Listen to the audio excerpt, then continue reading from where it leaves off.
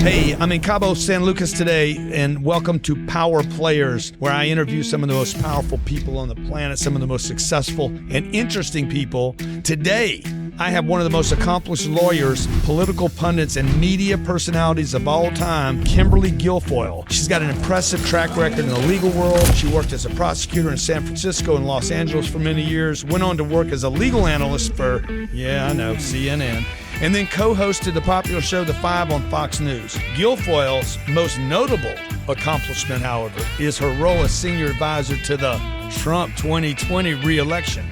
She was a prominent figure in the Trump administration, and her contributions were widely recognized. Kimberly is the host of the Kimberly Guilfoyle Show on Rumble. You got to check it out, man. It's hot. She's got some great guests. Today, I hope to explore with Kimberly about her life, her career, her successes, her challenges, her experiences in detail in political world and in the legal world, and her insights on all that. The conversation promises to be engaging and thoughtful, provoking, offering valuable insights into the world of politics and media.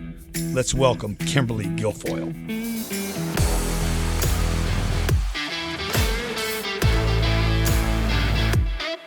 Thank you so much, and it's a pleasure. I've known you for, a dozen years, watching your career in TV, and now to see what you're doing, like you have transitioned to so many different stages, been a great voice for not just women, but for go-doers and people that get it done and people that are successful. So I really appreciate you being here today with my audience. Yeah, well, it is an honor and a pleasure to be reunited with you. And, I'm a big fan of yours, and we have so many kind of parallels in terms of the way we approach life, the way we think about things, the way we get after it. And I love that you have inspired so many people and changed their life. And I think for me, even if you reach one person and get them to make a change or to do something or to believe in themselves, to get after it, like that is a big impact. And that is generational. It can affect the whole family unit, the children, generations to come. So I love the way that we can spread good by trying to help others. Yeah. So Kimberly, have you always been like that? Like what made that? Is that it was your upbringing? Very good question. So I have really, since I can first remember, been like that, because my favorite t-shirt when I was a little girl growing up, and I always used to wash it to wear it again, was plan ahead. Okay. I loved it. And it just said everything about who I am. I'm like, let's go after this. Let's plan it. Let's make it happen. I was always trying to jump forward to the next thing. And I was raised by my mother until I was 10 years of age. And sadly, she passed away. But she gave me so many tools and qualities and so much character that she built into me and my little brother that it's carried me throughout life. And I give tremendous credit to my father. And I think having a father be sort of like the mother and father role for me was very good, because he tried his very best to be nurturing, but at the same time to make me tough. He knew I was smart, intelligent. I always wanted to go to school, and I had perfect attendance. And, I would cry if I was sick, so I didn't want to miss school. Please bring my homework, all that type of stuff. So he knew that I was smart that way, but he wanted me to make sure that I was street smart as well, and that I wasn't going to get taken advantage of in life. And he really instilled in me, hey, as a woman, there isn't anything, and as a girl, that, a boy can do or a man can do that you can't. And it was very strong, powerful, positive, thinking. And I remember one time I came home and I was like, oh, Dad, I'm going to go and, try out. I'm going to be on the cheerleading squad for the school, whatever. My dad was like, that's fantastic. I support what you want to do, but you're blessed with tremendous athletic ability. You can play ball like I've never seen. He said, so how about you go and try out for that team, and let somebody else cheer for you. And I was like, okay, I'll do it. And I did. And I became, captain of my varsity fast pitch softball team. And I was only a freshman. So, yeah. And we went undefeated, won all our games, the championships, everything. So I helped pick the team. And that was my first ability to be able to inspire young women and be that team leader, that team captain, and really pump them up and give them everything like my father gave to me. Because I do feel like when you've been abundantly blessed, it's imperative to give back. And it doesn't mean not just charitably, it means of your time, of your thoughts, of your idea, your passion, your purpose, that you can give it to somebody else. It becomes infectious. And sometimes all they need is one person to believe in them, right? To tell them you can do this and it can change. everything for them and for their families. Curious, what position did you play in softball? First base. Okay. So first base. So I called the plays. Were you the leader of the team? Yes, I was a leader of the team. I also lead off because I would get the rallies going, because I would get up and I just would like eat it alive. Like I would just look at that pitcher like, I'm going to eat you alive. I'm going to smash this ball. And I had patience at the plate where I would wait for my pitch. I mean, they were sweating there. Oh man, this chick. And I'm like, nope, I don't like it. Nope, I don't like it. You have the confidence to know when to smash the ball. Like you just don't swing at the first pitch. Like be confident in yourself and your ability. So I was like infamous for like a 3-2, like a full count, right? And they're like, oh my God, let's see what happens here. And then sure enough, the pitcher would usually choke or I'd hit the ball. And I wasn't like the most powerful hitter on the team, but I had the highest on base percentage. I'd get on first base or I'd get a double. And what I would do is I had a plan of what I'm going to do is I'm going to get on base, whether I get walks, right? The pitcher walks me or I hit it and I get it. Doesn't matter. I'm on base. And once I'm on base, boom, mama's got wheels. I would just steal every damn base. My coach would be saying, no, mama's got and wheels. I would like, don't steal. Who steals home base? I do. So he's like, no, like don't go. But I was so fast. I ran so fast. And I would hit him so hard when I came in that if I didn't beat it before the ball was there, they're throwing, they dropped the ball. And I would go in so hard. And it was so fun. And I absolutely loved it. My father loved it, so I loved playing sports. When my mom passed away, my dad cemented the backyard, the grass and everything. And we had this one, like, when they have the gophers and the moles, and he was getting the best of us. So like 15 different holes in the grass. My dad's like, I'm going to get this thing one way or the other. We cemented the whole thing. We put it in a regulation basketball hoop, and I would run games back there every day after school, invite the kids from the neighborhood, and we would play, and I would play against all the boys. And then also the other thing that affected me was that in a great defense, like I was like the wall, and I would move fast and block them out. You got a good Puerto Rican butt, block them out. They can't get in the shot. Everyone's laughing. And also it was so cool because my dad wanted me to be strong to fight. So we put in a punching bag, right? So I would work out and I would box and do everything like that. And I would practice all my stuff. And he put me in karate, and I took Shaolin Kempo and Taekwondo, and I would fight every day in there, and I would fight against all the guys, and I would just love it. And they would never see it, coming. How big was the family? So it was my mother, Mercedes, who was born in Aguadilla, in Puerto Rico. My father, Anthony Guilfoyle, born in Ennis, County Clare, Ireland. They met in San Francisco, fell in love.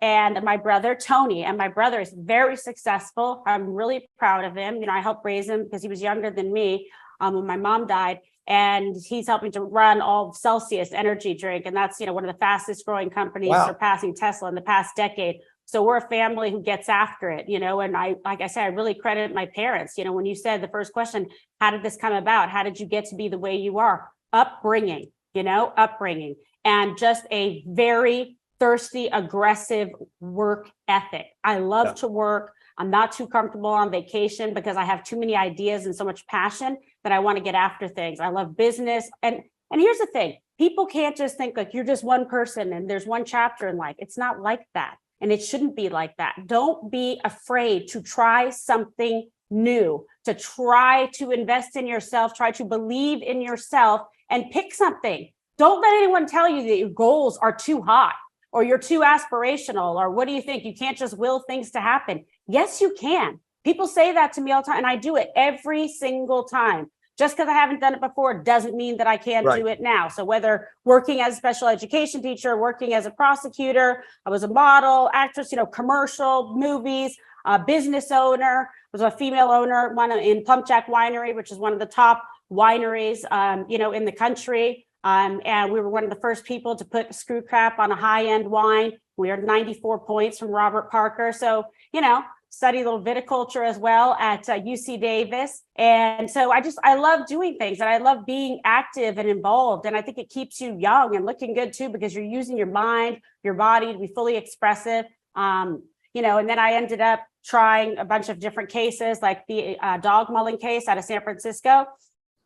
Took it to the grand jury, got that done, got both of them convicted. These are people that had Canario dogs that killed a young woman who was a national champion lacrosse player and coach at St. Mary's in California. That got a lot of press attention. And I was the first person and prosecutor, and it's now law, a case law in the United States of America for second-degree implied malice murder. That was the theory that I did to convict these two attorneys that had this dog that killed by showing conscious disregard of a known risk likely to result in great bodily injury or death, and had never been done before. And so it was pretty cool that now it's taught, in law schools across the country. And everyone's like, well, you're crazy. You can't do that. What? I can't hear you. I don't hear negativity. I just want solutions. I want to Kimberly, say, what are we going to do to fix this? So where did that, what was your dad preparing you for? He encouraged you to go play sports, encouraged you to do the attack, the self-defense. And then it sounds like somebody was pushing you to you can do things. Is that true? Yeah, but my dad was saying that to me. He said, Kimberly, you can do this. Whatever it was I was helping run somebody's campaign, right? In school, they wanted to be this, class president, whatever. My dad's like, look, you're doing all the work. You're the best talk. You can connect and communicate with people. Why don't you run? And then I ran and I won, Wow. So my senior class. And so it was cool. Yeah, I'm curious. So was that because he did himself, or he came from Ireland, came to America, and he just had this great appreciation for possibility in this country?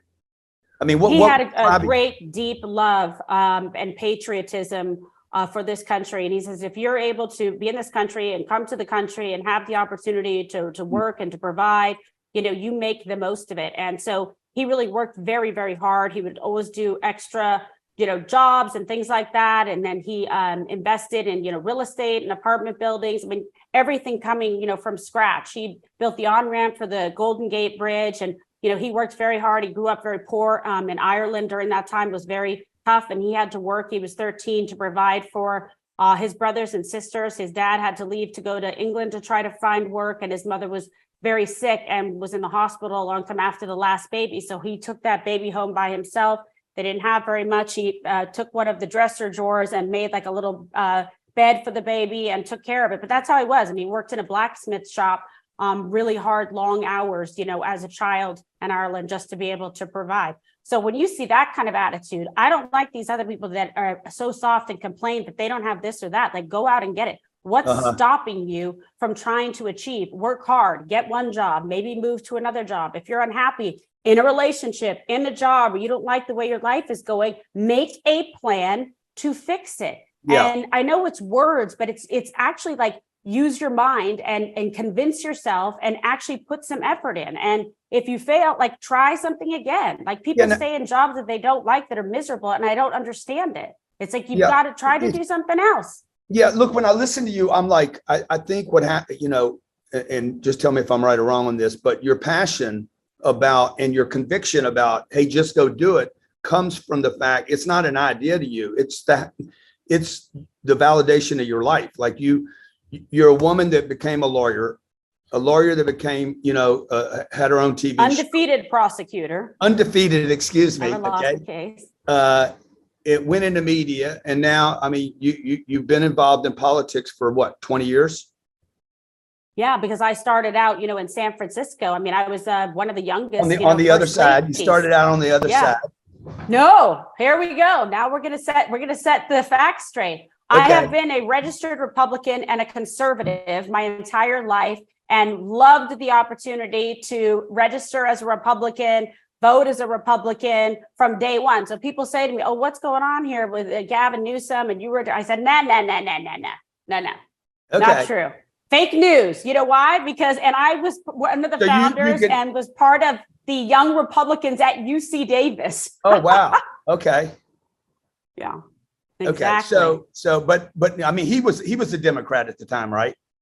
1,000%, but he was actually very moderate. And times are very different in San Francisco and in the Democrat Party, with liberal ideology now. Right. Than it was then. I mean, things are very, very different. And so that's why we always say, hey, this isn't your uncle's Democrat Party anymore. It's not what were used to and what you were thinking about. I think that's why so many people were really attracted to the Trump like populism and, you know, his America First agenda and working really hard and not forgetting the, you know, hardworking men and women of this country that were kind of left behind by both parties. So Yeah, it's so always now- been my politics, and Gavin knows that as well. He tried Yeah. to say, "Oh, did Kimberly get influenced by the culture at Fox News?" Yeah, but I mean, I this mean, guy, if you he's know gone- me, I'm a pretty tough customer. No one's pushing me around, and nobody's telling me what to say or do or think. He's gone way over. I lived in California for 25 years. I mean, you were brought up in San Francisco. So what's the change there? I think just the party politics, and he tends to be somebody that will go that way in that direction. Now, I really, you know, admired him. You know, when I first met him, everything was very hardworking. He, you know, was working multiple jobs. He's a very good entrepreneur, came up with a lot of business ideas, launched all these restaurants, helped launch, you know, the winery. So he's done very well and all through, you know, hard work. He was raised by a single mother, Tessa Newsom, who I really love, was a very special lady. His sister works really hard. I saw him one of the first times I out sweeping the streets in front of his little boutique like wine shop, and it was one of the first businesses that he made, and he was sitting there sweeping, and he got the car and was delivering all the stuff at Christmas to, you know, for the orders, and there wasn't any job that he wouldn't do. He worked really hard, so I admired that. And then he wanted to go into public service to give back to San Francisco, the city that he loved. He's always been aspirational to you know, be in politics and do that. So he was able to do it. I did 6 campaigns, you know, with him, including a very contentious mayor's race that we won. And, you know, anyone around him will tell you that it was a big part of it, helped pick his whole team from chief of staff, you know, down in the San Francisco at City Hall. And so, you know, it was interesting to be first lady and, you know, entertaining heads of state and, you know, chief of protocol. We worked very closely together to do all these events. One of the first times that Prince Charles came to the United States with Camilla. And so anyway, it was just an interesting time. But San Francisco was clean. The streets were clean. We fought really hard to make sure that there was law and order, that there was prosperity. There was a lot of interplay with, you know, Silicon Valley. We did the program CARE, not cash. So they were, you know, to cut down on subsidizing drug addiction and making sure that people had, we had drug court at the DA's office, and we would interface with that to make sure that people were able to get out, get help, get, you know, rehab, whatever they needed, and then help them in phase 2 to be able to get reemployment, whether it was like, you know, suits like, or dresses that we would do, you know, for women. Worked really hard on family reunification. If there was, you know, parents that had problems, substance abuse, to be able to try to reunite them with their kids when they were clean and healthy. So it was a lot of very good things that we were working on. And I'm telling you, San Francisco was beautiful, and I was proud, and it was safe. And it's just completely unrecognizable. And that's what we're seeing in metropolitan cities that are Democrat and liberal led. And that is what California is doing. And that's the, you know, Gavin Newsom's California compared to, you know, what we're seeing in other states like Florida, where, you know, now we choose to live. So I think the juxtaposition is quite striking for people. And, you know, I think the country always corrects itself. I mean, there's only so much you're going to put up with dollar devaluation, inflation, high taxes, you know, lack of safety security on the national stage in terms of foreign policy and national security. I mean, I've seen it all, you know, and it's been interesting because I was able to cover the politics and what was happening in the world in the news as a journalist. And then I was, you know, able to have a front row seat working with the president of the United States and seeing everything from that perspective as well. Now, when you went, was there a transition from the media to the political role that you have? Like, did you have to give the media piece up when you went? Yes, because when you're then exclusive and working for the president, you can't be a journalist, and plus you can't be in 2 places at one time. What about again? That was like a new chapter, you know. Yeah. What about I worked with for Gavin? Fox News, CNN, ABC News, Court TV. I've done it all. Yeah. And so I've seen all the different newsrooms and networks. With Gavin, so I was married to him and doing the dog mauling case, and I had the contract out to have me killed. So that was kind of interesting. That was in place when we got, We had a hit on married. We had a bomb sniffing dog to go through the church.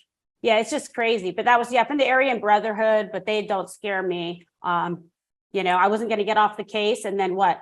give the problem and give the death threats to someone else, because the two people that owned the dogs were keeping them for inmates in Pelican Bay.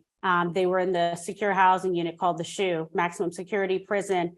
And they were very upset because I uncovered everything that these attorneys were working with the Aryan Brotherhood, who was running a dog breeding ring to help serve guard meth labs, drug labs, and they were working with the Mexican mafia. It was a whole big thing that I uncovered, so no one was too happy that I figured it all out.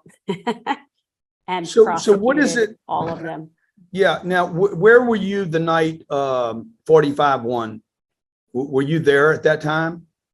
Yes, I was at Fox News, actually, still on the air and working there. And then, so I remember exactly where I was, because, we were covering it all, and I was on air, and we had, all our top talent covering the results, et cetera. And then there was a kind of a party thing after. But the interesting thing is, I know, 45 for 18, whatever, years, for a very long time.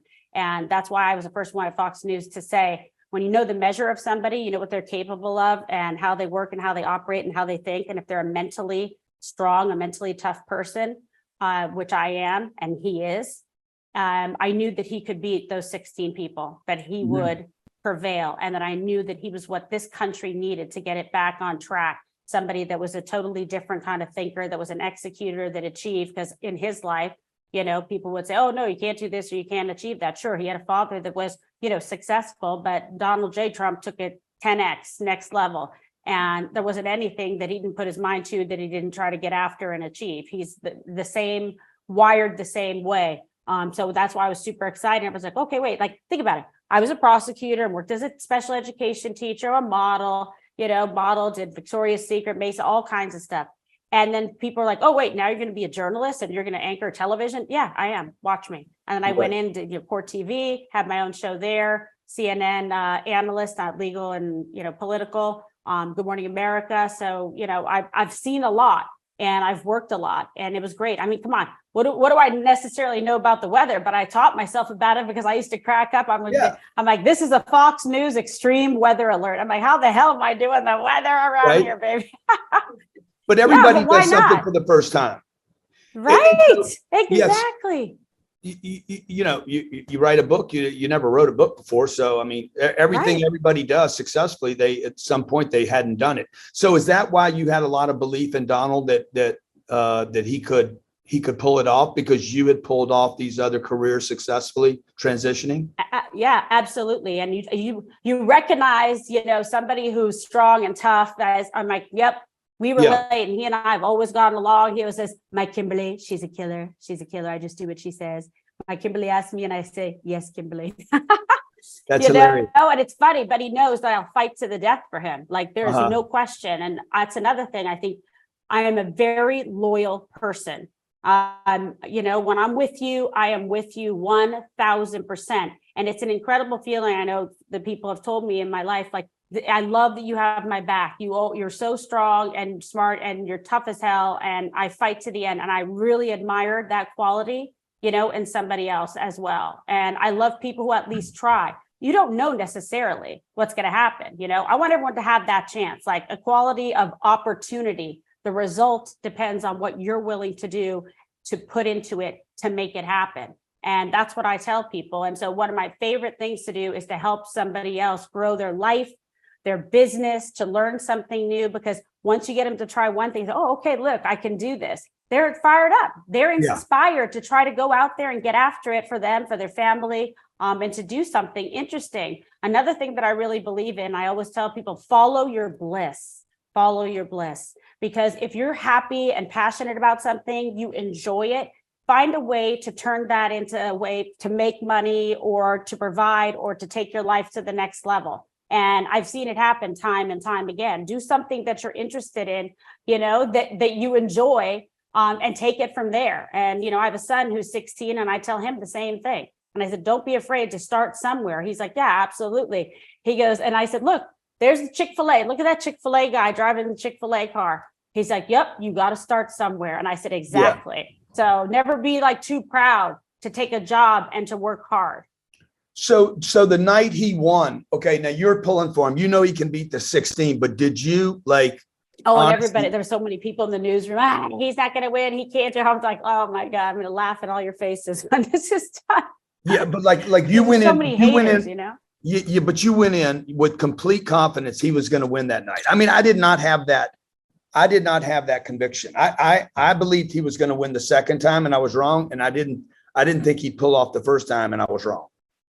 Yeah, I really, really believed he was going to win. And Wow. I've said it on the air many, many times. Everybody kind of, around the inner circle politics knows it. Trump has talked about it. He said, you were the first person. I was the first, not Sean That's Hannity, cool. anything like that. Everyone was supporting different candidates. The first person to go on the air and say, I'm behind Trump 100%. And it was an opinion show, so I could say what I want, right? Give my opinion and my belief. And I was really excited about it. So I loved following it. I went to, because we were covering it, right, at Fox, and we were in the field a lot. So whether it was the RNC, the conventions, all of that, the debates we covered, I was there and I would be live, doing coverage of it. So I was like up close and personal with him all the time, and he would give me interviews, and we have a very good relationship, a very strong relationship, and everybody knows it. Kimberly, so when I see the rallies, right? Because I was like, man, there's 30,000 people there, 24,000. I mean, I'm like, that's real, right? But when I see the other side, I know behind all these things, whether you're Democrat or Republican or whatever in between, there's business owners there, there's households, there's people worried about their budgets, their finances. Yeah. How important is politics and to the effect of business without being political? You know what I'm saying? Like, what's the effect of politics on businesses? Well, I mean, are you saying because people get up, they use their ideology and have bias one way or the other? I'm just saying business people are like, I don't want to be political, but I'm like, but politics actually does affect your business and your ability to be in business and to bring a profit home and take care of you. Absolutely. I just think it's foolish. I mean, you've got to like vote, with common sense and with your dollar to say, like, where do I feel that this country should be going? Where do I think we can go with a strong economy, jobs, so that businesses can be prosperous and hire more people and expand and get that whole flow in there? It does start with politics. It starts with the laws on the books. It starts with the taxes on the books. And that's why it's like, look at the difference between the Trump economy. I don't care if you like them or not. Yeah, are you going to lie about it? We were doing far better then as a country than we're doing now with Joe Biden. Joe Biden has just been a paycheck collector for 50 years on the, government public, payroll. And what has he done with it? I mean, what businesses has he ever built? And that's why I say to people, does it surprise you that President Trump went in there and on day one knew what he was doing? He knows how to make and build businesses. He understands the economy. I mean, I think it's imperative to have a businessman and someone with background like that, not just a career politician. That makes no sense to me. That's not how a country grows and thrives and prospers. I'm a big, free market person. I'm a capitalist. Let's let everyone get in there and compete and get after it. And may the best company that is putting out the best product or treats their customers the best or has the best incentives and let them, prevail. That's why I'm involved with Public Square. And Don Jr. and I are, because that's America's marketplace. And it's like, if people want to know, hey, I want to vote with my dollars. I want to support companies that support the ideas, the beliefs that I have. You can go right on there and you can check it out and see it. And I love that idea because so many people are tired of, putting their dollars in with woke companies that hate your guts, are going to use it to spend against everything you believe in. I mean, you see a lot of that course correction, and that is, politics affecting the economics 100%. And so coming up with this next election, like, what will you be doing? We want to fix the country. We want to get the economy and everything, back on track. Want to be respected again. The national security issue is very important. It's very destabilizing what's going on, in this country right now. And it's troubling to me. I'm actually worried about the direction we're going. And that's why I think it's imperative that we get Trump, someone actually who knows what he's doing, that has done the job and done it well, doesn't need the training wheels. So I don't care if you're a governor or a senator or whatever, it's not the same. as going in there and being the president of the United States and running things and getting it done ASAP like that. That family is like another level of work. Oh, absolutely. And Don and I would do anywhere, sometimes between 4 to 6 states a day. We would hit so many different stops and just running nonstop and go from one rally and one thing. And we supported. We went and showed up for every senator and congressman and anybody who was like America first and a Trump, person endorsed, etc. That's what we did. Let me ask you, Go ahead. I was just going to say something different that I did. It was another thing. He's like, oh, no, that's never been done before. We've never done it like that. I made all the congressmen and senators that we helped and campaigned for and that were supporting the president work for me. They had to provide like reports, everything of the fundraising they were doing to their donors, their friends, their community, and had it almost like a bundling competition. So I always said ABB, always be bundling, meaning collecting money, collecting. So I was saying to people, listen, you benefited from President Trump. Let me see your loyalty, your commitment. What have you done for him? And they all had to come in and do that. And we did Zooms and did reports, and they collected money to support the president. You can't just be a taker. This isn't one way. There's got to be reciprocity here. So we're doing for you, you're going to do for us. And then they'd have to provide me the reports. And then I would go and tell them who won and who was doing the best. And I said, well, I'm going to go get this report and present it to the president. So you have until Friday to get more money and you're not working hard enough. You're a beast, man. You look awesome, by the way. You look like you're getting younger, younger and younger. Oh, that's very sweet. Thank you. Thank you. So, well, I think because I'm like happy and fired up. I mean, God bless. I mean, I look like my mother and father, which I'm very happy about, God bless them, because it makes me, think of them and remember them. I love when I see my son because he looks like my father and a little bit like my mother as well. So it's a nice way to keep the memory and the feeling alive, which is sweet. But I would want to look whatever way my parents looked, to be honest with you, because it's just a way to be connected. Well, they got to be they got to be very proud of you, what you've done in your life and so many different things you've done. You're a great example of people that can do anything. Thank you. Can I tell you something that's really important? I tell people, and I do a lot of mentoring with young people as well, and whatever age, you know what I'm saying? Because it's always the right day to make a change and do something great in your life. But, I tell people yes, you've got to believe in yourself, but also honor your mother and father. Don't do anything that would dishonor your mother and father and how hard they've worked for you. And think about that. If you're having and making a decision, you're out, you're doing something, how are you going to feel about this when you wake up in the morning? And how would your parents feel about what you're doing? And that's why I feel like every day my mom and dad in heaven smiling because they're saying, Kimberly is getting after it. And, it's just such a happiness to be like, she's living her life. And my dad told me before he died, he said, Kimberly, just enjoy your life, work hard, take time and, don't ever change your heart. If people aren't behaving right or doing that, don't let them change who you are inside. And don't ever allow yourself to be anybody's punching bag. So, if you're going to be a bad person and you're going to act up and you're going to try to do something to me or to one of my friends or family, I'm coming after you. I don't care if it takes 5 minutes or 10 years. I'm all about justice. And I don't like bad guys and I don't like bad behavior or disrespectful people. Like there's a way to be in life, and most things in life you can understand. It's very clear what the right thing to do and what the wrong thing to do is. Two questions before we leave. What is your prediction for 2020? What is it? When are we? 2024? 2024? Yeah. So President Trump is going to win the primary. And people have asked him, Tucker asked him the other night, well, what are you going to do? What happens if, they convict you or et cetera, et cetera? He's not going to withdraw. He's not that way. It's just not who he is. It's not. He'll win from jail. Trump. Let me tell you something. I believe he would, by the way. The original honey badger. Okay. And the honey badger don't give a, because he's going to just get after it. He's going to do what he believes and stand for what he believes. And that's why these people, it's like reverse kryptonite. It's just making him stronger because they 100%. Keep trying to hit him. And he's like that. And they go, he does mean tweets. Okay. Are we really going to make the qualification about president because someone writes a mean tweet? Do you think Vladimir Putin is going to be offended by it? No. You need someone who's going to go after Putin, be able to stand up to Kim Jong-un, got to be able to stand up to President Xi so China doesn't eat our lunch and try to destroy our currency. Do you see what's happening right now? I mean, devaluing the dollar, wants the change in currency. People, open up your eyes and pay attention, because you are getting smoked right now.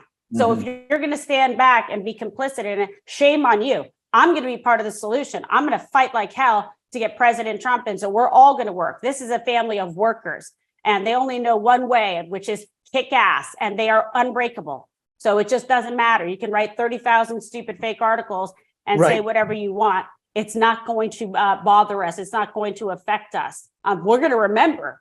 We're going to remember who's been naughty and who's been nice. But other than that, we're too busy like winning and crushing it.